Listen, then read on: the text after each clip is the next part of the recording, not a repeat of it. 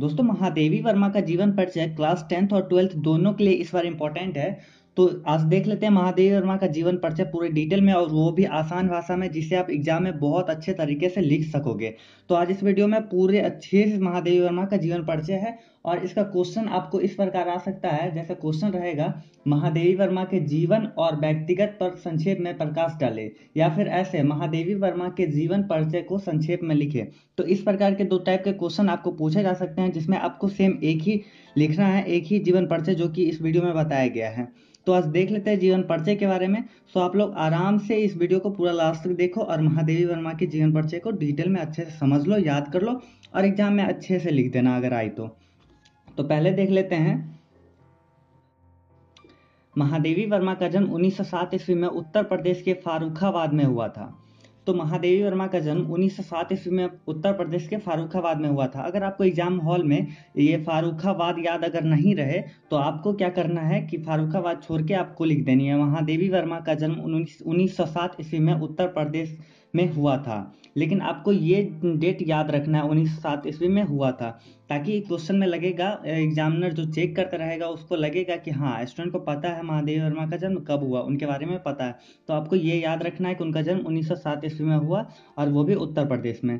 तो अगला लाइन, उनकी माता का नाम हेमरानी था। ठीक है, उनकी माता का नाम हेमरानी था। अगला, प्रयाग विश्वविद्यालय से संस्कृत में एमए की परीक्षा पास कर, मतलब वो प्रयाग विश्वविद्यालय से संस्कृत से एमए पास किए थे।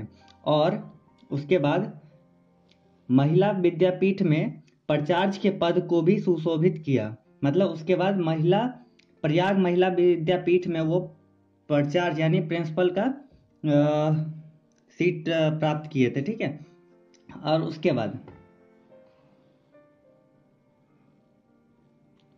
बाद अगला लाइन है, उनकी काव्य रचना में दुखवाद की अनुभूति होती है। उनकी काव्य रचना में दुखवाद की अनुभूति होती है। ये लाइन आपको याद रहे तो ठीक है, और नहीं तो कोई बात नहीं। वैसे ये बहुत छोटा समरी है, मतलब समरी टाइप का बनाया गया है, इसलिए आप इसे पूरा आराम से कॉपी पे लिख के आप याद कर लेना।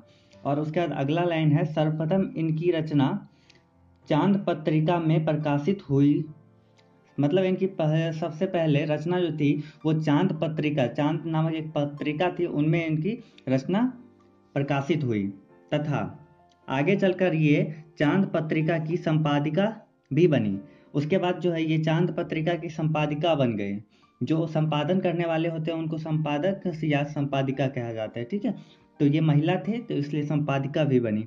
ठीक है, और फिर अगला जो लाइन है तो वो है, महादेवी वर्मा नारी की पीड़ा से विचलित थी, इसलिए उन्होंने नारी की पीड़ा के बारे में अपने काव्य में बहुत कुछ लिखे हैं। तो ये बहुत सिंपल सी लैंग्वेज में है, तो इस लाइन को तो आप जरूर आप लिखिए ना।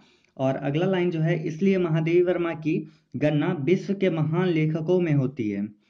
तो आपको बढ़ा चढ़ा के कुछ तो लिखनी होगी, तो इसलिए आपको ये सारी लाइन आपको लिखना पड़ेगा।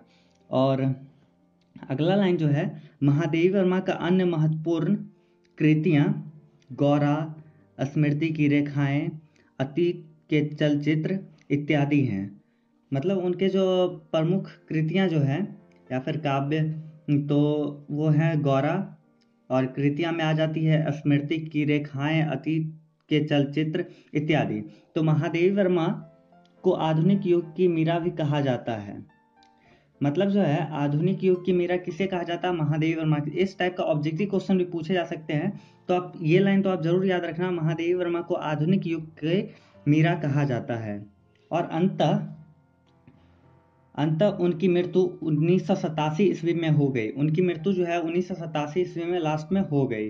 तो ये आपको याद रखनी है, उनकी मृत्यु कब हुई और उनकी जन्म कब हुई। ये दो तो इसमें तो आपको याद रखना ही पड़ेगा महादेवी वर्मा के बारे में। और ये क्लास 10th और 12th के लिए दोनों के लिए इंपॉर्टेंट है, तो आप दोनों अच्छे से इसको याद कर लेना, और जब भी आए क्वेश्चन तो आप आराम से इसको पूरे को लिख लेना। ठीक है, और अगर वीडियो पसंद आई तो वीडियो को लाइक करना और अपने दोस्तों के साथ शेयर जरूर करना, ताकि उनको भी हेल्प मिल जाए। और ऐसी वीडियो चाहते हैं चैनल को सब्सक्राइब कर लेना। और अगर कोई वीडियो आपको चाहिए और किसी कवित्री पे, तो आप नीचे कमेंट करना और उस पर वीडियो बहुत जल्द बना दी जाएगी। सो तब तक के लिए बाय, थैंक यू।